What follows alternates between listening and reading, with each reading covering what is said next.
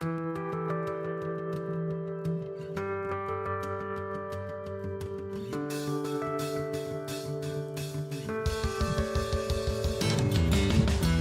good morning, Hoosier Nation, and welcome to another victorious edition of Hoosier Morning After. This is Hoosier Morning After Chattanooga. Yesterday afternoon, that noon tip on Saturday, your Indiana Hoosiers go on to defeat Chattanooga 74-65, going to 9-3 on the season. Still, obviously, 1-1 in the Big Ten, since we haven't had a Big Ten game since. Poor defensive effort in the first half that let Chattanooga to lead a majority of that first half. Chattanooga using their kind of smaller, faster big men in some back Princeton type of offensive cuts to get some easy baskets. IU didn't really have a clear answer for that or a way to respond to that. Coaches clearly had some words as well with this team going into the halftime, because the defensive woke up a little bit in the second half with a nice 8-0 run in the middle of that second half. Chattanooga wouldn't go away, though, as IU lost its offense for a while there, only making with Chattanooga making 2 threes, bringing the game within 4 at one point. There was a 7-minute period where IU went basketless, only 4 free throws during that time period. The score getting within 4 at that moment, and a good timeout from the coaching staff at that point to kind of refocus the guys and allow them to kind of bring it home to that 9-point win at the end, all things said. Not the best margin of victory as far as the metrics go and everything, how it was lining up. What IU was looking to be more of a double-digit winner in this one, but hopefully shouldn't be too much of a stain of a win, as much as wins can be stains on resumes in this basketball climate and what we deal with. Thank you for being here with me. I am your host, Chad Schwartzkopf.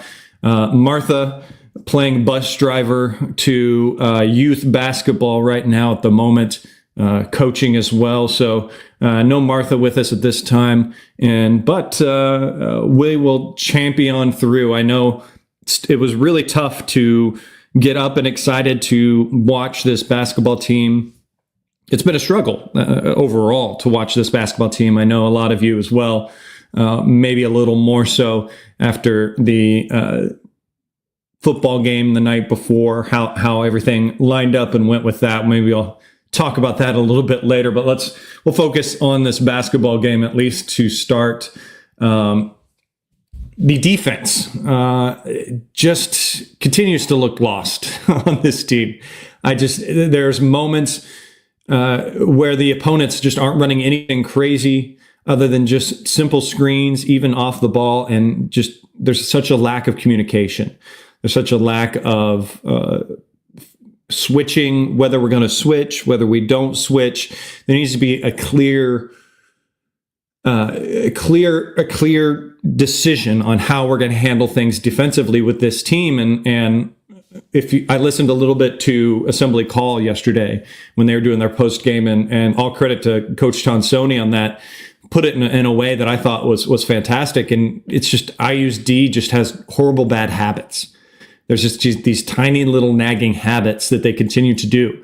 And that's that, like I said, this bad communication on these switches, weird little moments where it's unclear as to how they're going to approach things. And that's as simple as being simple, honestly. We need to get simple back to the basics for these guys, and they need to just decide one way or the other where they're going to go. We saw it earlier on in this season with obviously some lesser talent, but IU just decided to switch on everything.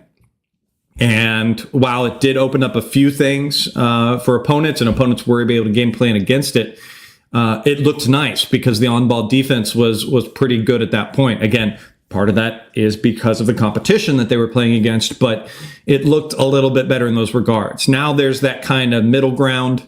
We had the moments where we were doing a lot stronger with the nail slot rim. Guys were helping off too much, and that was becoming a problem. We kind of got away from that. So you could see the coaching staff is trying things with these guys.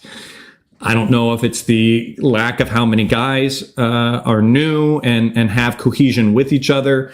There are times that you see in the game where you get some of those more seasoned guys in there that have played together, like getting Galloway and Leal together in there, where the defense looks a little bit better and a little bit more connected. And actually, there was a fantastic moment in this game during that one of those points where Leal and Galloway were in there together.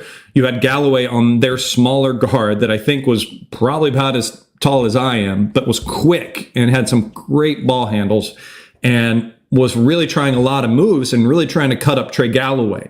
And Galloway was doing fantastic, keeping his feet, readjusting after those hard cuts that his opponent was doing, and didn't allow him to get to the basket, even though that's what you could see in that play Chattanooga had done. They had cleared that side for him, cleared the lane for him to try to get past Galloway and make his own shot. Wasn't able to do that. He had to then pass it to his teammate, who Anthony Leal was guarding. He also tried to drive Leal to the basket. Leal kept with him all the way to the basket, keeping his line, keeping the line that he is allowed to be in as a defender all the way to the basket, and went up straight. Great on-ball defense from him as well. However, the refs bailed the Chattanooga player out by calling a foul on Leal as he went up, one that I very strongly disagree with, one that does get aggravating in college basketball when there's the two players, while they are staying close together and everything, going up for baskets with each other. That should be allowed. That should be, it's called way too often for me. And I know we benefit from that as well. They are fairly even-sided with those types of calls. Just a side note call that I can't stand. It's these defensive lapses that you see, these times where guys get caught ball watching that are just aggravating. And in this game, the offense was at least firing in the first half, had some great moments. We scored 41 points in the first half. That's very good in a half of basketball. Just didn't really take care of things on the defensive end. And continuing, maybe good transition into that, someone else that is constantly a one that I will harp on the defensive end is just McKenzie. He continues to be a player that honestly is just dreadful on defense. It's his ability on offense that really kind of keeps him out there. That is that kind of tipping scale. You kind of imagine the old statue of justice that you see sit out, blinded with the blindfold on, holding that scale out. And on one side is McKenzie's defense and the horrible plays and him getting lost and caught in rotation that throws off the rest of the team, having to recover for him, just piling down the weights on that scale and sagging that side. And then you have his offensive side and the baskets and the scores that he makes. And that's kind of starting to tip the scale back to even. And that's where it needs to sit with him. It needs to sit almost even the other way, where that the defensive side is raising and you got those offensive baskets spilling in. And it's a tough thing to see, and it's fixable for him. And I just don't know what to do to get him going. And I'm sure some of the coaching staff is scratching their head as well, where he just has those moments where he just lacks the engagement, lacks the attention to it.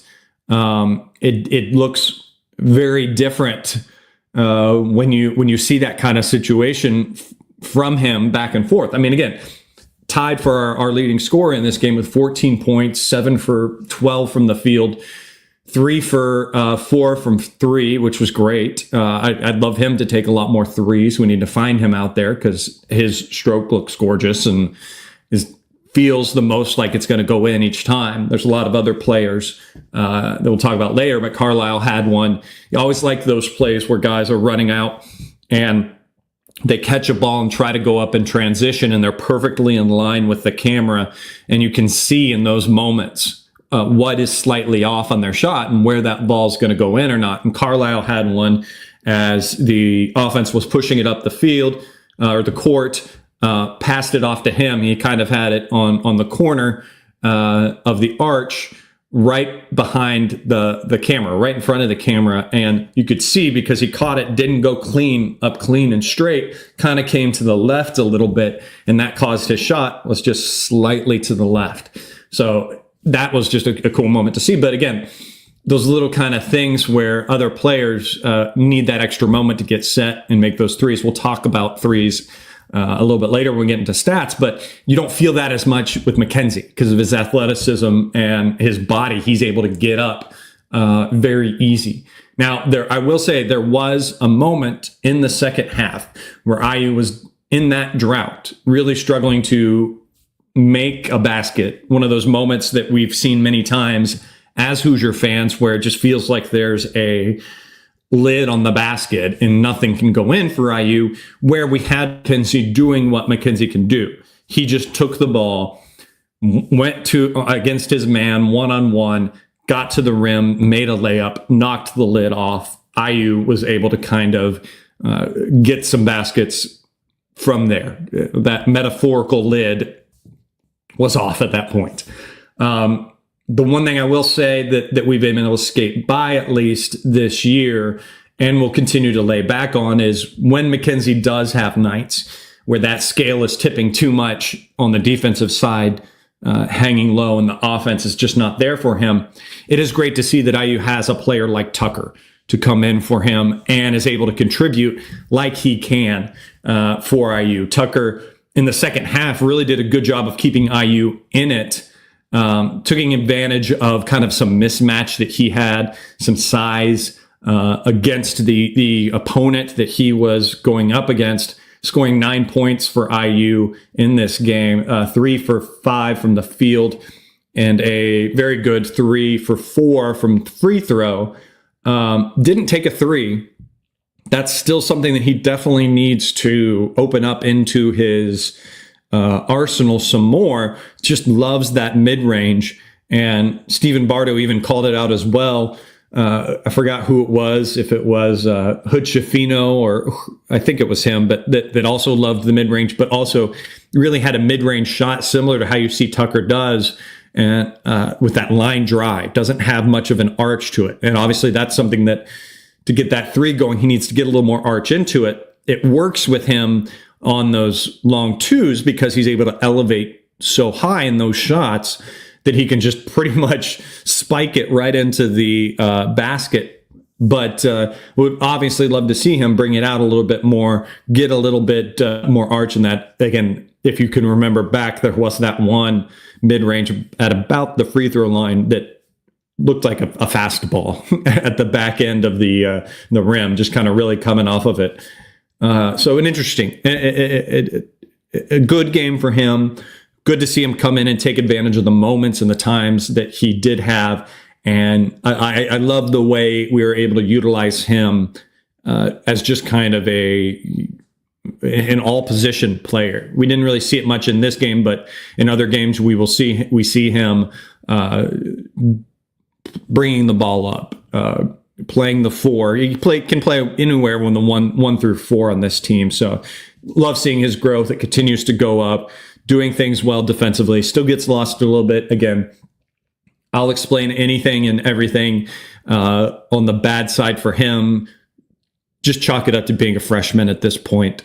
He'll get through a lot of that stuff. But the other player that kind of still aggravates me, let me know if it aggravates you as well. I don't know if I'm just being someone that's being too hard on this player and picking on him too much, but Malik continues to frustrate me also on the defensive end. I might be holding him to too high of a standard because, again, I consider him probably one of the best players, easily one of the best players on this team. Was the second leading scorer in this one with 14 points, 7 for 12 from the field, 0 for 2 from 3, and a very uncharacteristic 0 for 3 from the free throw line. from him. Again, I know a lot of people don't like it. I'm fine with those 2 threes that he took. I always want him to take them each game. It's the free throws that were kind of uncharacteristic for him because his shot has looked a lot better. I know that was a thing last year for him. His free throw percentage was not the greatest. I don't have that in front of me right now, but has been a lot better this year, a lot cleaner, a lot better looking shot from the free throw line. I think that's what feeds into his confidence to look for his 3-point shot, because he has obviously worked on that in the offseason and probably in practice and shooting around and shooting drills. It may be going down for him a lot better, giving him that confidence to do that. But the flip side is that I feel like I see way too many lazy possessions from him on the defensive end. It may be because he's tired, working too much at it on the offensive end. It could be a few other things, but I see too many times in these games with him where he is also the cause, like McKenzie is as well, of IU getting in bad rotation and having to recover in situations. Now, there's times where a rotation situation will happen for teams just because of great actions and great screens that opponents run on them. And that's fine. I'm not talking to those moments. I'm talking to the moments where a player will be ball watching and their defender will cut away from them and find another space, and then someone else has to recover, and then you're kind of caught as the person that wasn't able to recover on his own guy, caught kind of looking around, lost, trying to find, okay, who do I have to cover? And then that just creates a mess. Those are the moments that I see way too often from Malik and want him to clean up. And obviously that's being nitpicky. I get it. I understand. The other thing that bugs me a little bit on Malik, and the stats don't really belie this as much because he did finish with 4 assists on this game. The foul trouble did kind of rear its head a little bit, but not nearly as bad as what we've had to deal with in the past. But where I still get bugged from him, and I think there were smaller moments in this game, definitely. And this is, again, being very nitpicky and just holding him to a high standard as being a senior-esque guy. I know he's just a junior, but a senior-esque guy on this team and one of the leaders and one of the best players. Is comparatively to Ballo, his lack of awareness to pass out of double teams, or moments where he gets the ball in the paint, he just gets too bullish and his blinders go on to the basket, and he is just all hell or high water. He's going to go to the basket and doesn't look to pass out as much. And again, the 4 assists obviously counteracts that in this game, but it's just something to keep an eye on in his game. I did kind of tease Ballo there. I will talk about him much, and next I'll talk about Ballo. Let me know your thoughts. I loved the look. I loved the new look from Ballo. Very Ben Wallace. That's immediately where my mind went. I love when a big intimidating big man like him has that big hair. I love it. I hope he keeps it. I'd probably have it braided in some way during next game, but we'll see. I want him to keep it out like that. I think that's awesome. It looks intimidating. As a 90s kid, you saw that on a lot of guys, and just tough looking Piston player that Ben Wallace was, rocking that big old hair was just awesome. I loved it. I loved it. Jennifer in the chat, I know you loved it. Don't say you didn't. 9 points for him, 2 for 3 from the field. So he didn't take many. Obviously, again, that was them kind of game planning against him. And again, which showed in his 4 assists. So he had 4 assists, passing out of it and everything. So wasn't forcing the moments in that. The big positive that I will say for him continues to be his free throw shooting. They talked about that all the time, about how poor of a shooter he was, and how in moments you could see teams going to kind of a hack and shack type of situation, using Ballo's poor free throw shooting. But again, 5 for 7 from the line in this game wasn't a bad thing. It's something that is great to see. And again, tip of the hat to Calbert Chaney, getting that going for him and able to turn around and it looks good. Honestly, you go now after this or next time you're at a basketball room and try to shoot a ball with your offhand. It's not going to look pretty. I can guarantee you mine is not going to look as good as Ballo has been able to do and turn that around. Someone else that I think had just an off night was Carlisle. I think he was really struggling in this game. One of the only Hoosiers in the negative on plus minus. Obviously, plus minus is a flawed stat. Can't really take it. It goes up and down, surges and everything.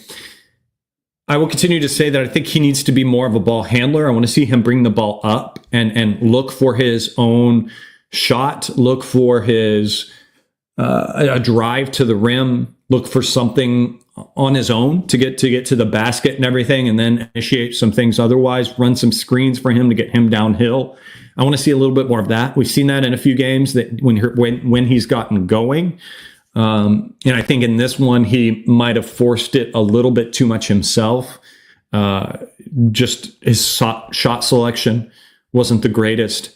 Obviously, I went in depth about that missed three that he had. That was just kind of on form, didn't go up straight, allowed his momentum in the fast break to kind of carry him to the left. But I will say just great hustle, though, from it. I won't discount him at all for his hustle, because I think he was well engaged. I think he did well on the defensive end for IU in this game. Just some tough shot selection, and I pin that on himself, and then I'll pin that a little bit as well on the coaching staff, not running a few things for him to at least see him get some easy baskets or get some things going downhill to get things going for himself. Anthony Lill shows again to me why I think he needs to be in there more for this team. The team just looks more connected when he's out there on defense. I think it also, part of it might be that when he is in there for extended times like he is, it is more of a bench lineup geared around speed and athleticism. It is a lot more often he's in there when it's just one big, when you see Tucker in there as well. He's in there with his buddy Galloway, and they are able to play off each other. It just feels more connected. And again, that's an obvious thing when you've got guys that have played together as long as they have in there in the lineup with each other. Excuse me. So I'd love to see more from him, and a fantastic play as well, getting out in that fast break and scoring a lineup. So he got on the score sheet for IU in this game again, which was great to see. IU finishing with 13 fast break points in this game, something that I think continues to be a positive for this team, and I want to see them lean on a lot more because of the athleticism, the speed, and everything that this team has. They're able to get on those fast breaks, and the bigs, the way they look to run the ball or run the court a lot more, continues to possibly be a positive. Obviously, you want better passes on it, with Miles Rice having a very tough one where he threw it and pounded it on that fastball pass that he tried to get to Malik against the backdrop or backboard from half court. So again, something that was a positive overall in this game, seeing that fast break getting going and everything. John, you asked in the chat earlier, and I was going to wait till I got down here and started to talk a little bit more about stats in this game. You asked, how was the rebounding? Seems like they want to try to tip the ball out rather than rebound the ball.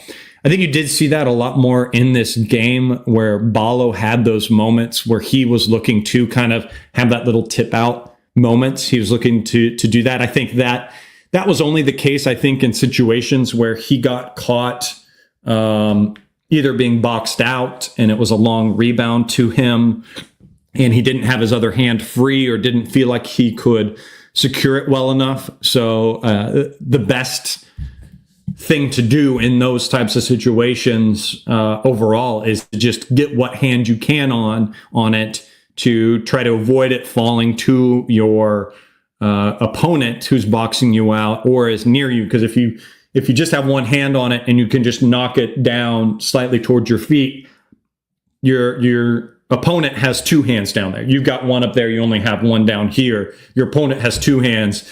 They could easily snag it and go up for another basket or snag it away from you.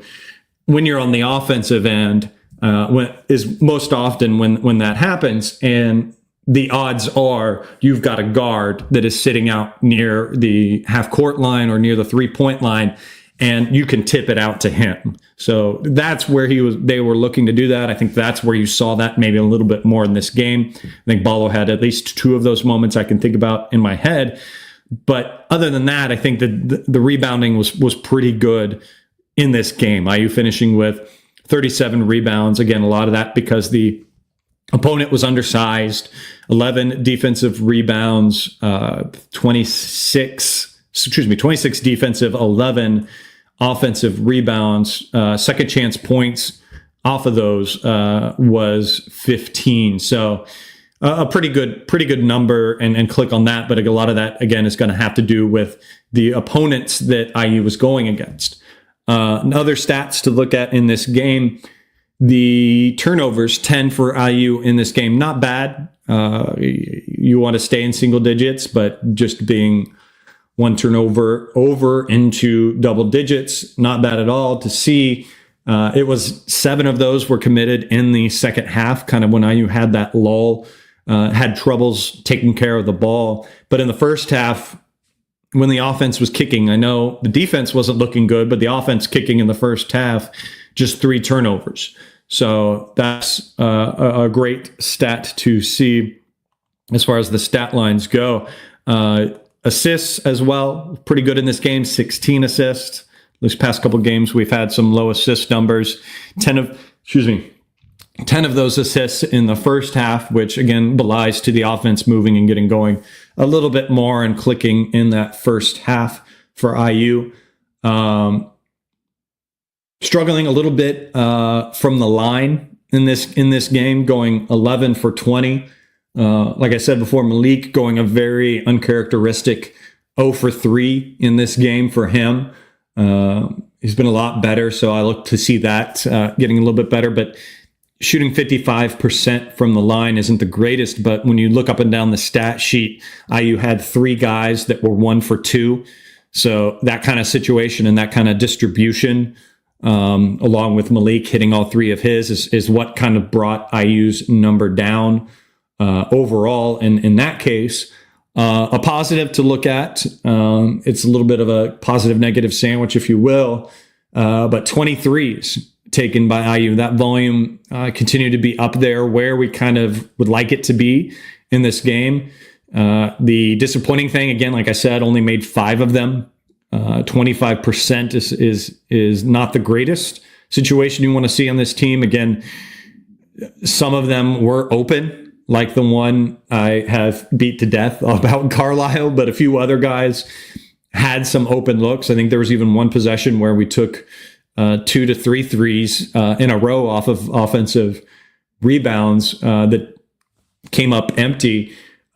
So good to see the volumes up there. Good to see guys are taking them. They just weren't falling in this game. Carlisle had 3 that he took, missed all 3. McKenzie went 3 for 4. Like I said, would love to see his volume up. Miles Rice missed 4. And Galloway went 1 for 3 on the 3-point shot. So that's kind of where that number was, as well as Luke Goody, 1 for 4 on the game for him. So that's kind of where those struggles were, those situations were. But again, offensively, other than that little stagnant moment in the second half, pretty good. 1.175 points per possession in this game. Something that with a lull like that in the second half, we can't have that coming up now in Big Ten play, a situation that can't be a norm for IU. We've got to see, as we continue to say, for this team, some more just consistency overall in those type of situations. So not a terrible thing in this game, but some much approved things moving forward. I do want to take a moment at least to take a sip of coffee first. Pardon me, it can be hard to talk for 30 minutes straight, not wet the whistle at least one point. I've got to talk about football. I mean, obviously, with the season over, it's a bummer to deal with. But man, what a season it's been. What an exciting football season we've gone through. I know some of you might still be dealing with a hangover from that loss. That game wasn't what we wanted it to be, wasn't how we wanted it to be. I get it. IU just didn't feel as aggressive as we've been throughout the year, calling for fair catches on all the kickoffs. I don't know what that was. Taking that late game punt when you felt like they needed to go for it on fourth down. But just a tip of the cap, obviously, to Notre Dame. They game planned against IU and played a great game. And I think the defensive end did a pretty good job. I question a lot of the offensive calling in this game. Just felt very timid. Didn't feel too aggressive. Didn't feel like they called some things to help Rourke find some rhythm.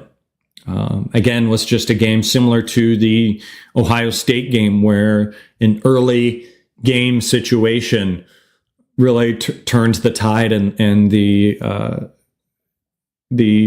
way things felt and stuff you can't do on the road. And of course, talking about the early interception in the red zone, a great third down pass to Surratt, beautiful catch by Waffle House there. How he snagged that and kept that in possession was amazing. And then to hurry up and just throw such a congested ball that got picked off like that. And then the assuming play right after that for them to run for 98 yards for the touchdown. Just kind of a real momentum killer for IU and led to an uphill battle as far as momentum and just home field and all that IU just couldn't overcome, couldn't figure out. So that doesn't diminish, that doesn't take away anything from the season as it comes. Fantastic season. IU took care of business where they needed to. Had some moments of struggles like anyone will. I implore you, as I am, and if you go on my Twitter, you will see I'm chiming in, trying to fight back against those SEC guys, those pundits. Kirk Herbstreit has fallen from grace. Has respected the heck out of that guy in the past, but just become a shill for the SEC. And I guess that's where his paycheck is. So that's what he's got to do. But just aggravating. Keep calling it out. Keep questioning because everyone else is struggling as well against some of these guys. That Ohio State Tennessee game, Tennessee got beat worse than IU did. How is Tennessee not terrible? Other games as well. Again, frustrating to see. Fight that good fight. Wash it away. Be a goldfish, like I always like to say to Hoosier Nation on this show.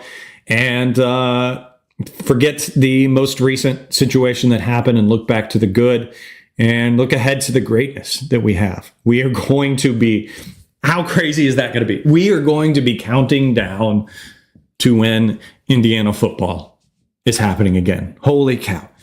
We're still so far out from it. And I guarantee you, we've got some of you folks out there, Adam, respectable Adam. I know have got that countdown on your phone, but we're excited for football season to come back around. That's great. That's fantastic. Continue to be out there for them. Let's continue to sell out. The stadium, going to be a great and very interesting offseason to see what kind of portal situations we get. quarterback that IU finds to replace a pretty sizable hole that Rourke's going to leave. Taven Jackson obviously announced that he is going into the transfer portal. I don't blame him. Respect the hell out of that kid for coming home and giving it a try. Hope he finds a good spot where he can be utilized well. The past coaching staff, I think, really kind of hung him out to dry and everything.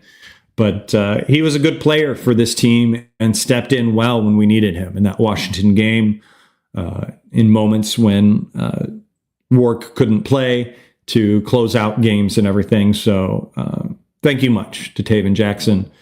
Appreciate your commitment, your attitude. Never saw a bad attitude out of him. Rourke and him seemed to be buddies. You saw those great pictures of them together, hand over or arm over shoulder, walking to the student section after one of the games. So good luck to you, kid. Hope you find a good spot. I'll be rooting for you when I see those games come up and I see you in there throwing that ball. We'll be cheering for you. Thank you for being a Hoosier, and to the seniors, to those that stuck around, to the JMU guys that had 1 year left. Thank you to them as well. Mike Kadick, what a Hoosier! What a great player he's been to come back, and what a bow to take on your collegiate career. No, he's just beaming for that decision that he made, whatever led to it, and that final moments to decide to come back this year has just been a great figurehead for this team, a great spokesperson, and a great character. Was loved the Sydney Parish pictures of him during the season. She kind of trailed off on those, which was disappointing to see, but yeah, hope he finds a good career in the NFL for him, finds a place to go, and really kind of as a Hoosier, when you kind of look at him and think Indiana basketball, my mind can't help but go to someone like Jeff Saturday, that type of player and that type of just a great man, a great player, and a great Hoosier, and wish him the best. Hope him a long, healthy career in football, if that's where he chooses to go. But whatever he does, he'll be loved by Hoosier Nation and revered. And if we see him out in the public, if you see him out in the wild, a big thank you. Give him a big smile, a big thank you, and a hearty handshake from me and from Hoosier Nation. What a great player. What a great player. Yeah, so I think that's it to say about football. I love the situation that we're in. So excited for what next year will bring, what the schedule holds for IU. We'll be glued to social media to see as all the different visits continue to happen. I think I saw just this morning the Penn State quarterback that was going to visit pulled away from his visit. But I have confidence in this coaching staff to be able to put together a very good roster and find things in the transfer portal. It's shown that is what Cignetti enjoys. That's what Cignetti likes to do, is find those seasoned players that have that little bit of time left. It has been a situation in some of these games that we have seen the differential in talent, the differential between IU's roster with 3 stars and a Notre Dame or Ohio State team with multiple 4 or 5-star guys. And a season like IU had is just going to increase the pool that they can pull from and the recruits that they're going to be able to bring in. So that talent differential that IU had to overcome and overcame for the most part in a lot of games, Nebraska, Michigan, Washington, they won't have to have that deficit to start. So that's just great to see. If the coaching staff continues this high standard, these great words to live by and mantra to live by, and attributes that to the higher talent that they're going to be able to get to IU, sky's going to be the limit for this, and it's so exciting to see. And we gotta caution ourselves again, and have the idea of a grain of salt, because it was a once in a lifetime kind of season, and it may not be as successful this next year, but we'll see moving forward. I could sit here and dwell on that forever, but I will end that discussion here, and I'll focus back to basketball.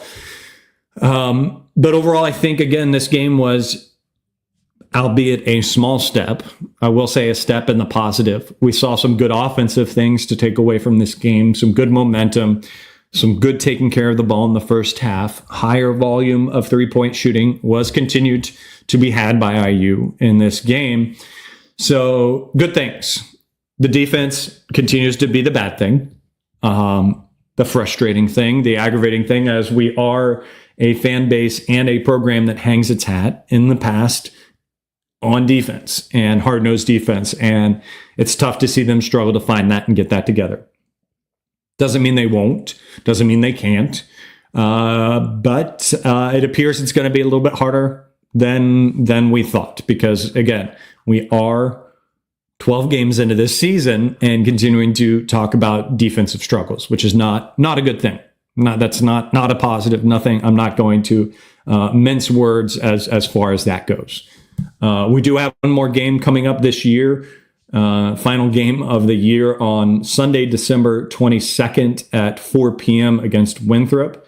That is our final game before the Big Ten season kicks off. It's going to be a tough Big Ten season going forward, but look to see the team get together, have a good little break home, come back, and let's turn around. Let's see some positives in this final non-conference game that we have moving forward, because this is the last opportunity we have to clean those up before we get into the Big Ten season. It's always tough, and it's going to be filled with some struggles, and we'll see how this team is able to encounter those and what we do.